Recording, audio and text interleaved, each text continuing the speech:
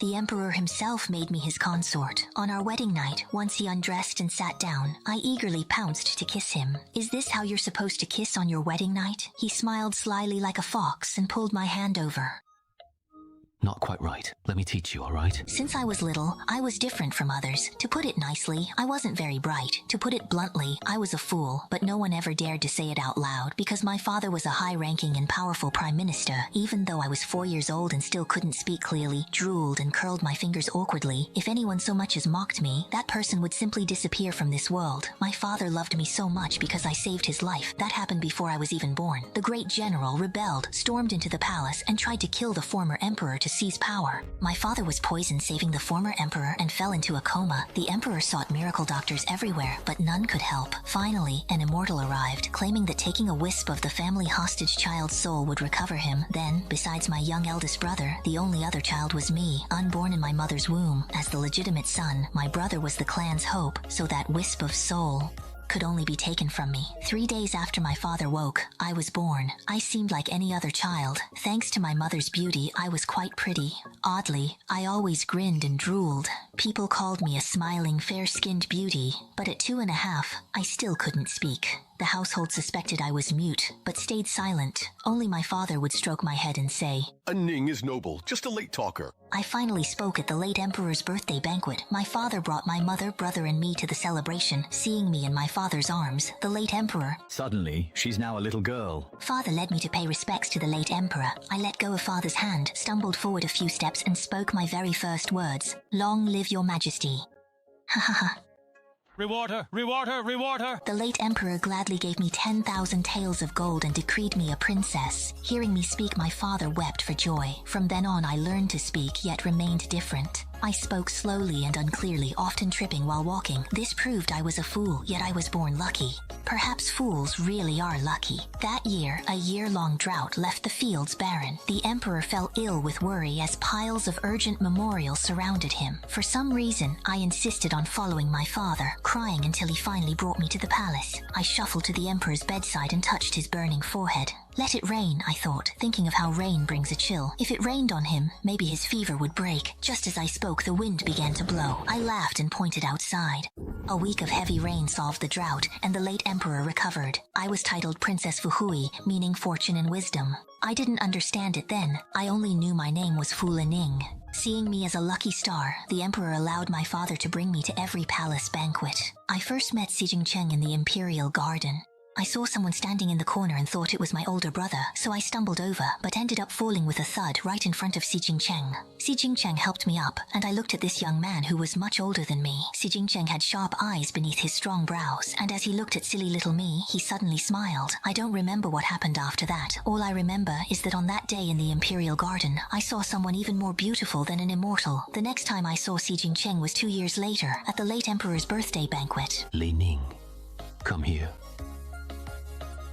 Help me take a look. Who else here is the emperor? I didn't understand what that meant and looked at the late emperor in confusion. Maybe my gaze was so clear and naive that the late emperor didn't notice my confusion. He gently patted my hand and said, "Go and look for me." Look at me! Confused, I bit my lip and looked around. They were all strangers to me, except for Si Jincheng in the corner, whom I had met once before. Happily, I ran over to Si Jincheng and poked his face with my finger, and then I heard the late emperor's hearty laughter. Good, good. Lining understands me best. I didn't understand what was going on, but seeing that they were all cheerful and happy, I started to feel happy too, laughing so hard that drool came out of my mouth. Afraid that the celestial brother would see me looking so silly every time I drooled, I would quickly suck it back in. After this incident, the previously overlooked Si Jincheng began to appear before everyone. After the late emperor passed away, she successfully inherited the throne. Many noble ladies tried every possible way to get close to her, but she ignored them all and kept running to the prime minister's residence every few days. In front of others, she was a cold and emotionless brother, never showing her feelings. When faced with all those women vying for her attention, she just looked on indifferently. Her gentleness was reserved only for me, but I was a bit annoyed by her because she was always clinging to me.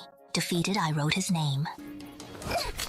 But there were too many strokes and it was too hard to write, so I put down the brush and pouted in protest. All right.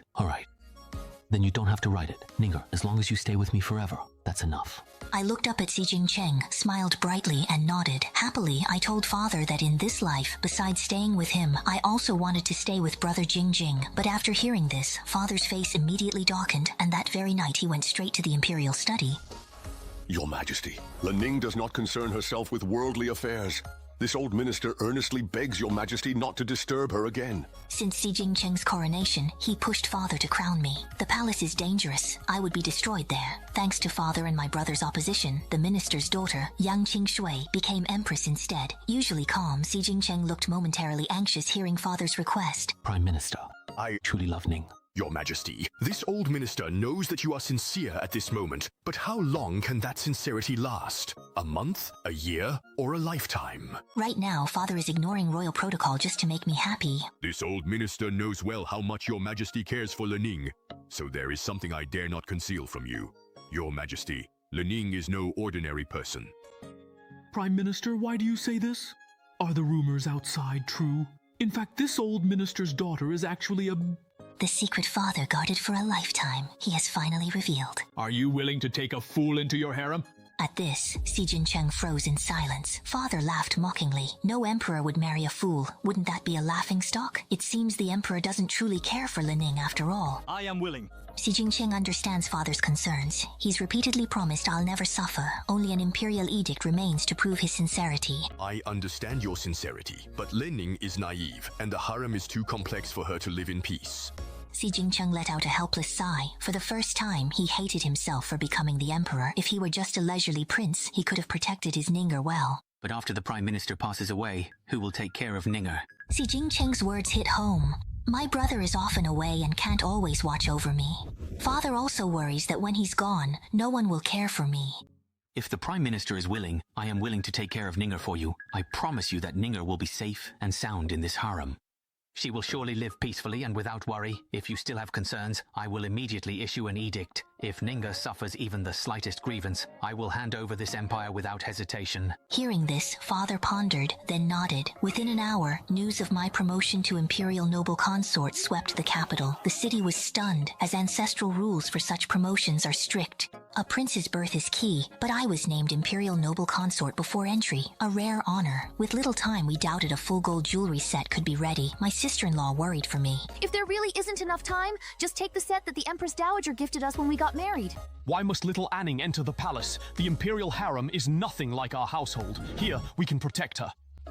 Who in the harem can protect her? My sister-in-law stopped packing and the tears she held back broke through. They say an elder sister-in-law is like a mother. Since she married into our house, she has cared for me deeply. Because I am frail, whenever I had fevers, she stayed up all night to look after me. Many with bad intentions, eyeing the Prime Minister's wealth, sent matchmakers to propose. My sister-in-law would scold them and send them away. She worries I will suffer grievances once I leave the protection of the Prime Minister's home. Little Anning. With your sister-in-law alive, no one can bully you. Time flew, and the day I entered the palace came. A grand 10-mile procession filled the festive city, a spectacle fit for an emperor and empress. Attendants led me to a fine room. My phoenix coronet felt heavy, but as I tried to remove it, a matron slapped my hand, scolding my behavior. How unruly. I was stunned, having never been hit since I was a child. The maid beside me wanted to speak up for me, but she too was slapped by Granny Guy. In the harem, only the empress is the mistress. Know who you serve. Terrified and weeping, I remembered my father's words. Today is for joy, not tears. Feeling wronged, I covered my mouth. Then I heard my brother's anxious voice outside. The attendants froze as His Majesty arrived early. Granny Gui reacted first, glaring and whispering a threat. Her ladyship wouldn't want to trouble His Majesty either, would she? You should think carefully about what to do. Granny Gui overestimated me. I didn't understand her. I only recalled my father's words. Tell Si Jingcheng if wronged. Seeing him arrive, I threw my crown down in grievance, showed my bruised hand and said, I want to go home. No one at home would ever hit me. Seeing my reddened hand, Si Jingcheng coldly scanned the room, eyes flashing with murder. Who was the one who did this? Then he looked at the two nannies standing at the front. He had seen these two before in the Empress's palace. No one spoke, but he already knew the answer. The Empress is penalized for poor discipline, losing a year's pay. All palace staff will receive 50 strokes. Si Jingcheng spoke calmly, and I was confused. After much comfort from Brother Jing's gentle words, my emotions faded. Hungry all day, I began eating the pastries on the table. Lening must be starving. Someone, quickly go and have the Imperial kitchen prepare some cooked food for the Imperial noble consort.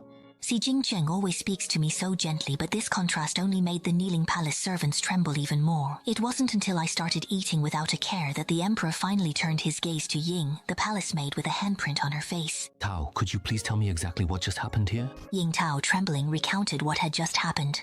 The noble consort has had a long day. Take her to rest first. Si Jingcheng didn't want me to hear the bloody words that would follow, but she never realized that I couldn't understand them anyway. After I left, the Emperor's expression began to turn strange and playful. Madam Li, was it? Whichever hand you used to strike, cut off that hand and hang it at the entrance of the Empress's palace. Madam Li kowtowed on the floor to no avail. The other attendants sighed in relief, glad they hadn't troubled the noble consort earlier. Decree. For disrespecting superiors, Madam Li and her clan are executed. Yingtao is rewarded 2 years' pay for her loyalty. All the others are to receive 30 strokes each. After saying this, Si Jin turned and entered the inner hall without looking back. I had already been waiting inside for quite a while. When Brother Jing came in, I hurried over to ask him if I could return to the Prime Minister's residence. Duan Ning, don't worry. No one will bully you here anymore. I shook my head. It's getting dark, Brother Jing. I should go home now. Mother said I can't play outside after dark. Si Jin couldn't help but laugh at what I said. From now on, this will be our home. A home that belongs only to you and me. Lening, will you stay here with me from now on? Si Jin coaxed me just like coaxing a child. It's dark now. How about I take you to bed? All right then. I obediently lay down on the bed by myself. By the time Si Jincheng left the Hua residence and came back into the room, I had already closed my eyes and fallen fast asleep. Seeing this scene, the Emperor was both exasperated and amused. Was his Lining really this carefree and heartless? Half awake and half asleep, I felt someone pulling me into their arms. Feeling uncomfortable, I instinctively pushed the person away. Lining. Don't move. Jingege's deep voice murmured in my ear. All right. Since it's Jingege, I'll reluctantly let him hold me for a bit. The next morning, because he had to attend court, Si Jingcheng got up early. The noise beside me woke me up, and still groggy, I tried to sit up as well. But as soon as I was halfway up, the soreness all over my body forced me back down. Seeing this, Si Jingcheng quickly helped me lie back and gently kissed my forehead. Langning, Jingege has to attend morning court. It's still quite early, so it's fine if you sleep a little longer. But I insisted on sitting up, stretched lazily, and told Nanny Shi that I needed to go pay my respects to the Empress, so I had to leave early. Clumsily, I picked up the court robe and helped Si Jingcheng put it on. When visiting the Empress later, if she troubles you, just let me know. Si Jingcheng looked at me, struggling with the complicated court robe, and said indulgently, Let the servants handle it. Lening, you should go have breakfast now. Don't go hungry because of me. After Jingcheng left for court, Yingtao readied me to pay respects to the Empress. A maid brought a gold-embroidered peony robe for me. Peonies symbolize nobility, reserved for the Empress alone. Unaware of the rules, I just found the red robe exquisite and thought it would look beautiful. As I entered the palace, the other concubines were somewhat displeased to see me arrive so late and dressed so ostentatiously. However, because of what happened last night, they didn't dare make things difficult for me, so they could only make veiled and sarcastic remarks. But they gave me too much credit. I couldn't understand their hidden meanings at all. Following the etiquette taught by the instructress, I paid my respects to the Empress and then sat in the seat that had been arranged for me. The Emperor truly dotes on the imperial noble consort. The first to speak was Lady Yun, who sat across from me. Isn't that so? Just look at how dazzling and luxurious the imperial noble consort is dressed. She must be the one closest to the Emperor's heart. None of us can compare. All right, that's enough. The Emperor favors the imperial noble consort. So I, too, am fond of her. We all serve the Emperor together as sisters. There's no need to compare ourselves to one another. The Empress waited until the other concubines had finished speaking before stepping in to smooth things over, but I paid them no mind. Noticing a freshly brewed pot of tea nearby, I took a sip. The tea lacked sweetness and tasted bitter going down, not nearly as good as the tea from the Prime Minister's residence. After the Empress finished speaking, she expected some reaction from me, but I was too preoccupied with my tea, which made a trace of displeasure flash across her face. Imperial noble consort, you really don't know your manners. The Empress is speaking to you. Lady Yun immediately jumped in to rebuke me when she saw the Empress was unhappy. Wasn't Her Majesty the Empress just scolding you all for talking too much? Hearing Lady Yun say that about me, I was a bit puzzled. Wasn't the Empress telling them to stop talking? How did it suddenly become her speaking to me? As soon as I finished speaking, the whole room instantly fell silent. It's late, everyone should rest. The Empress finally broke the deadlock. After I left, Lady Yun whispered to her, Your Majesty, is the Imperial Noble Consort truly foolish or just pretending? The Empress replied, Foolish or not, she just arrived, and the Emperor favors her, no need to rush. After how her nanny was treated last night, it was as if the Empress herself had been slapped. How could she swallow that? But with the Emperor favoring me, she won't dare move against me. I'll remember this grievance for later. Time flew, and I've been in the palace 3 months now. Life is dull. Daily respects to the Empress and seeing Brother Jing after court. With the Northwest War stalled and Silk Brocade City weighing on him, I haven't seen him in 3 days. Cherry. Where is Brother Jing? Watching the falling leaves, I realized autumn was here. Your ladyship. His Majesty is in the imperial study with ministers. I headed there to find him. Passing through the garden, I saw Lady Yun and Lady Zhen. Yingtao pointed at the two people ahead and led me in that direction. Is your information reliable? General Fu has had an accident. Of course it's reliable. General Fu is seriously injured and has been missing for 7 days. His Majesty knows about it as well. That's why they've been hiding these days, not daring to see the imperial noble consort because her brother had an accident. When I heard this news, I anxiously tried to step forward and ask for more details, but unexpectedly, I stumbled and fell down the stone steps. The back of my head hit a flower pot by the roadside, and then everything went black as I fainted. What happened? How could the imperial noble consort suddenly fall like that? Dazed, I heard Silk Brocade City scolding, and Yingtao knelt and kowtowed. Forgive me, Your Majesty. It's my fault for failing to protect her ladyship. She wanted to walk in the imperial garden, chased a butterfly, and tripped on the stone steps. Hearing Yingtao say this, I couldn't shake the feeling that something was off, but I couldn't quite put my finger on what it was. The back of my head hurt terribly, and I couldn't help but reach out to rub it. Seeing that I was awake, Silk Brocade City hurried over to help me up. Lingning, how could you be so careless? Seeing Silk Brocade City, I recalled pre-fall news about my brother. Overwhelmed, I burst into tears. Why are you crying? Did you get hurt somewhere? Hurry, hurry, hurry! Call the imperial physician! Silk Brocade City thought I was badly hurt, so I kept crying and calling my brother. Lenning, are you feeling a bit homesick? I'll go back there with you tomorrow. Silk Brocade soothed me gently. Imperial physician, take a good look at the imperial noble consort. Is there anywhere else that's hurt? Seeing how heartbroken I was as I cried, the imperial physician was startled and quickly took my pulse. Congratulations, Your Majesty and Your Highness. For what? Lenning is badly hurt. Why congratulate? Your Highness is 2 months pregnant. I looked at the imperial physician in disbelief. Silk Brocade City was stunned at first, then burst out laughing with joy. Lenning, did you hear that? I actually have a child of my own now. Si Jincheng was so happy that his smile reached his ears. I still hadn't processed it when, out of the corner of my eye, I caught a glimpse of Yingtao. When he heard the news, a different expression flashed across his face. I looked at the other attendants serving by my side. Their expressions weren't as excited as Si Jincheng's, but they were all happy. Why was Yingtao the only one who seemed different? For the first time, I felt troubled by my lack of intelligence. Your Majesty, good news. Xiao Xiazi rushed in to report, handing the battle report from the front lines to the Emperor. General Fu has won the battle and pacified the Northwest. Si Jingqing opened the report and scanned it. Good, good, very good. Lingning, you truly are my lucky star. Si Jingqing handed the battle report to me, then suddenly remembered that I couldn't read the characters, so he told me the contents of the report. The Northwest has been pacified, and General Fu is on his way back to the capital.